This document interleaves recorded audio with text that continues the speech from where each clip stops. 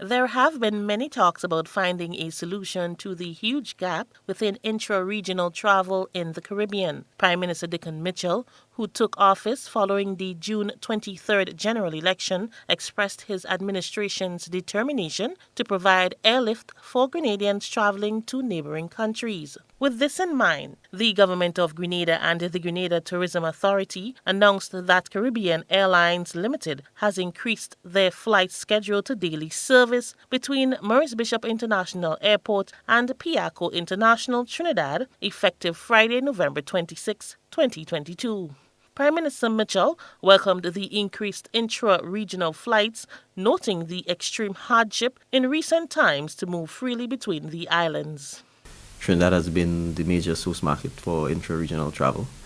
It also means in the case of Grenadians who go to Trinidad for business or traffickers, for persons who have to travel sometimes even to get things like visas, as you're aware. Quite a number of embassies, for example, Canadian embassies in Trinidad.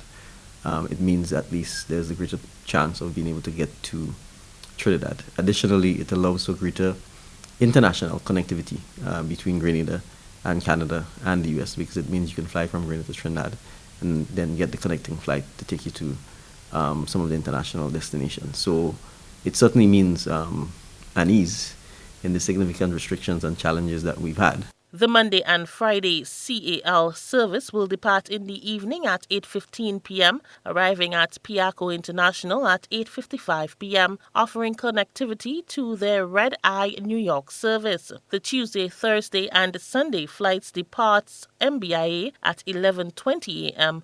and arrive in Port of Spain at noon, offering convenient connections to the Toronto flight service.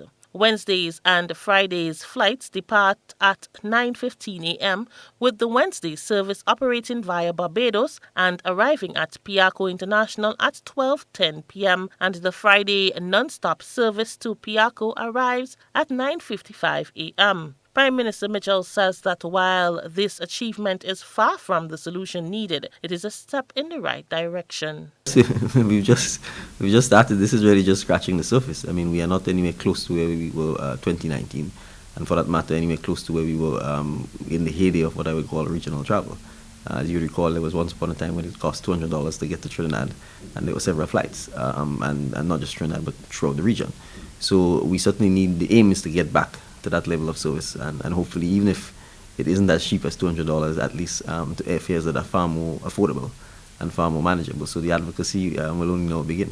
So I'm starting by thanking Cal, but I'm also letting them know that I expect in the new year that we would have even more flights being put on, and that is just Trinidad, Grenada. We obviously need to do Grenada, St. Vincent, Barbados, St. Lucia, the Northern Leeward Islands, and even further up to the Caribbean when we're looking at Puerto Rico, Cuba, places like Panama. I mean, this is all part of the Caribbean, and we have to be able to get to the point where we can travel quite easily. Guyana, Suriname, so there's still a lot of work to be done. Petra Roach, CEO, and Chairman of the Grenada Tourism Authority, Randall Dorland, also welcomed the timely addition of flight options, noting that many are eager to travel during the upcoming holiday season. Both the CEO and the Chairman expressed the GTA's commitment to diligently working with all travel partners to provide as many regional flight options as possible for Grenada. For GBN News, I am Rena Per Thomas reporting.